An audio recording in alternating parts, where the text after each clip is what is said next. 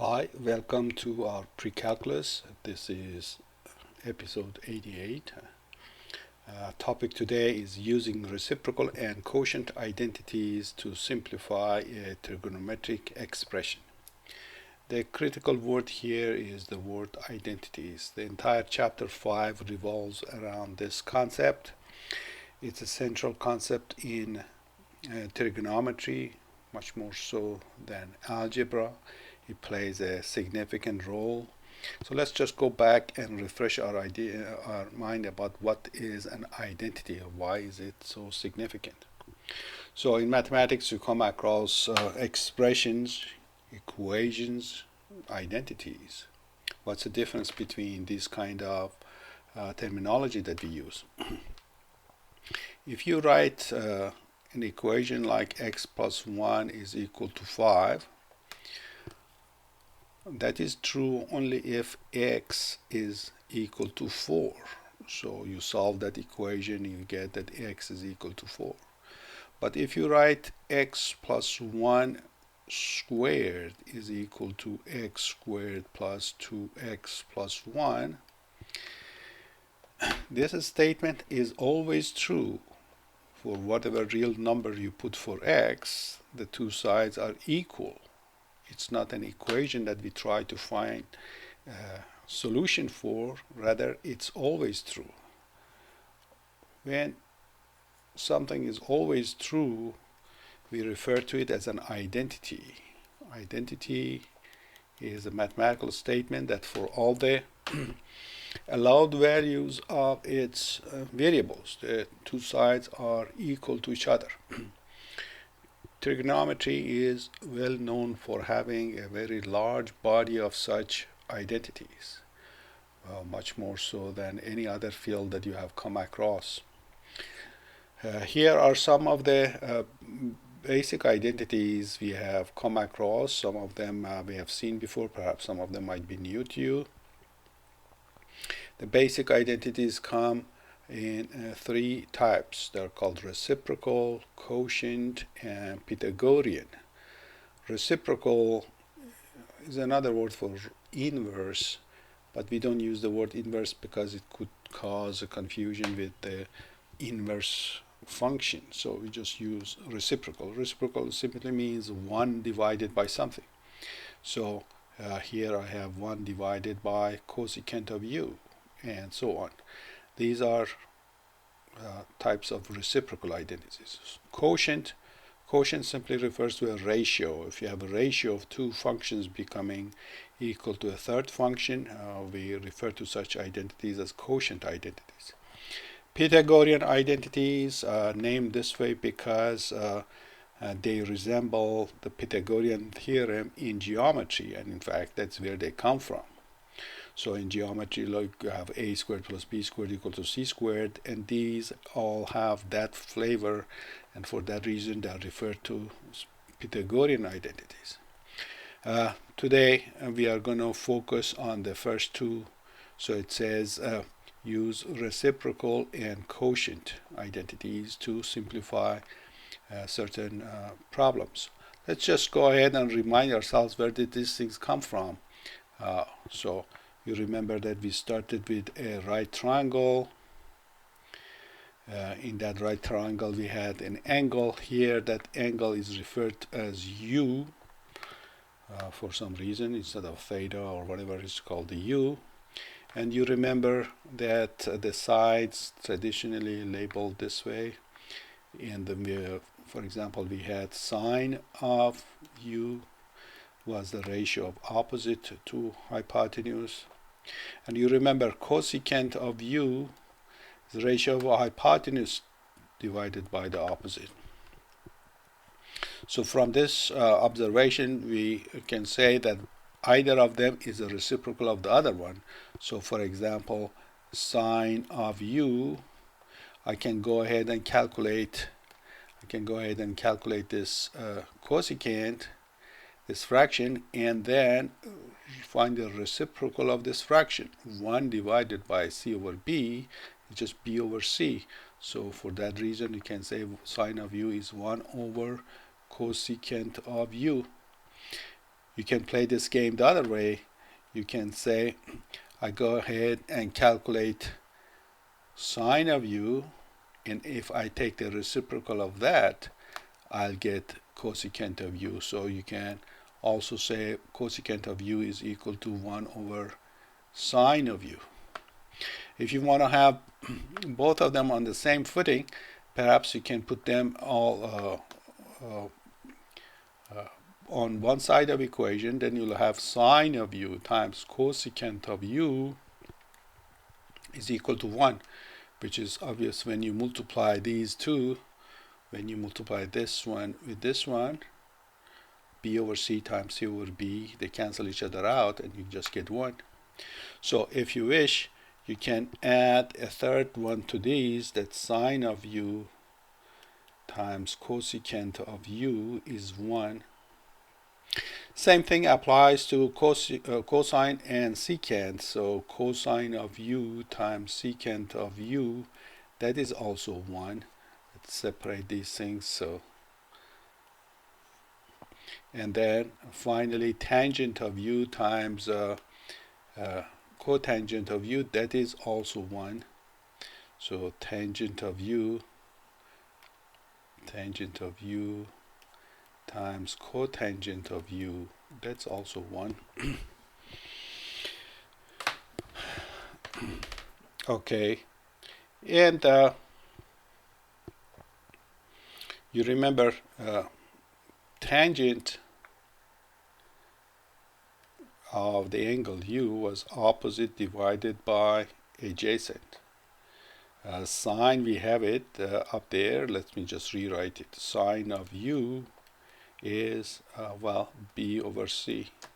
Cosine of u is the ratio of adjacent to hypotenuse.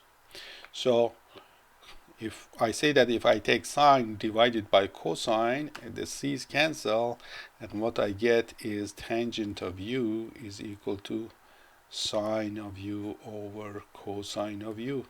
And that is what this one is referring to. This is just the reciprocal of that. Cotangent will be cosine over sine. So individually, all of these are very straightforward. The challenge is to use them in the context of a lengthier expression and see how we can find our way through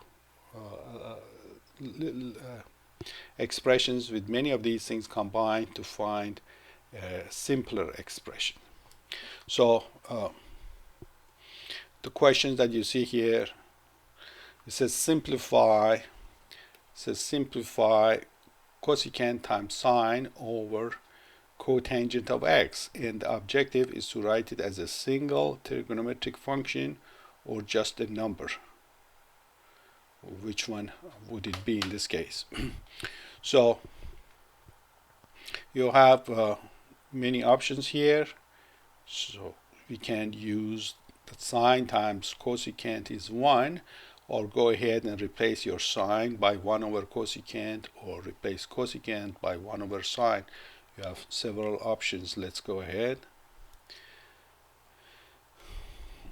So we could say cosecant times sine, that's already we know that is 1, and then we divide by cotangent of x. 1 over cotangent by reciprocal identities. 1 over cotangent. 1 over cotangent is just tangent. So here we go. This is equal to tangent of x.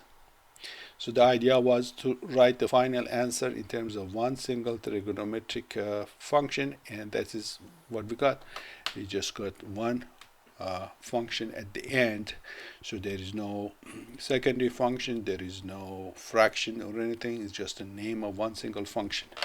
That is what we are doing here. Or perhaps I go ahead and explain it the other way. You could have said that cosecant of x is 1 over sine of x. So that was one possibility. So in this numerator, I have cosecant of x times sine of x over cotangent of x. Instead of cosecant, I can put 1 over sine of x times sine of x over cotangent of x. 1 over sine times sine is 1, and 1 divided by cotangent, well, that is just tangent of x. So you can write this in a variety of ways. Just make sure that from each statement to the next one, you are relying on a known fact. So you're creating a chain of reasoning, chain of equalities, and whatever you write in at whatever stage relies on some identity we have already established. So step by step, that is what we do. This problem says secant over cosecant of x. What's the simplified form of that? So in the list of identities up there, perhaps we don't see this secant over cosecant. One standard approach is to take your functions and turn them down in terms of sine and cosine. So for example, we know secant by reciprocal is same as 1 over cosine, and cosecant is same as 1 over sine. How do you do division of two fractions? Of course, you take the reciprocal of denominator multiplied by numerator. So 1 over cosine of x times the reciprocal of this, which is sine of x over 1. Okay, this is obviously just sine of x over cosine of x. And what's the ratio of these? By quotient identities. So here we have the quotient identities. Here, sine over cosine is going to be our tangent.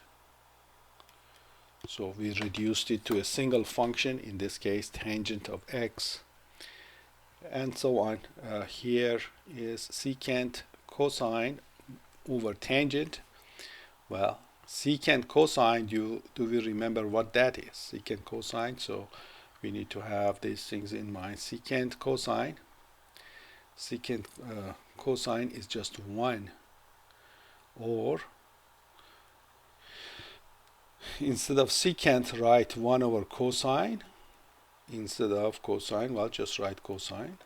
Denominator, for the moment, we just leave it as it is. So numerator becomes 1 as promised. Reciprocal of tangent is same as cotangent of x, and that finalizes our problem. So identities are going to be very crucial to what we are going to do later on. Especially you're going to see them to large extent in calculus 2, and then that is going to show up in other topics later on, such as differential equations and analysis of motion.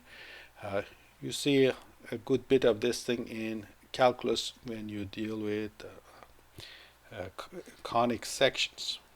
Okay, so for the last problem here, sine times secant. So I say, well, sine is just sine. Secant is 1 over cosine. Sine over cosine is tangent of x. So basic advice is do something. Replace your functions with other functions until you see the light. Typically, at the basic level, what you want to do is to reduce all of your functions to sine and cosine, simplify them, and get to the bottom of the problem. So again, what we have in front of us, some basic identities, 3 groups: reciprocal, so 1 divided by some function; quotient is the ratio of 2 functions; and Pythagorean identities, these are reminiscent of Pythagorean theorem, when you say a squared plus b squared equal to c squared. Okay, until next time, good luck and God bless.